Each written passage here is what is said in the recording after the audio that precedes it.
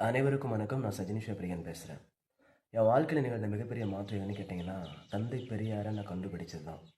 உண்மையில சொல்லப்போனால் பெரியாரை நானாக தான் கண்டுபிடிச்சேன். சுயமாக நானே கண்டுபிடிச்சேன். வெகு சீக்கிரத்தில் பெரியாரை யாரும் அறிந்து கொள்ள முடியும். வெகு சீக்கிரத்தில் பெரியாரை யாரும் தெரிந்து கொள்ள முடியும். வெகு சீக்கிரத்தில் பெரியாரை யாரும் நெருங்கி பேசி பழக முடியும். அவர் புத்தகத்தின் வழியாக, செவி வழி செய்திகள் வழியாக நாம் அவரை அறிந்து கொள்ள முடியும். ஆனால் பெரியாரை அறிந்து கொள்ளாமல் இருக்க பல அரசியல்வாதிகள் பல வழிகளில் முயற்சி செய்கின்றார்கள். நாம் அவற்றையெல்லாம் நாம் கண்கூடாக பார்த்திருப்போம்.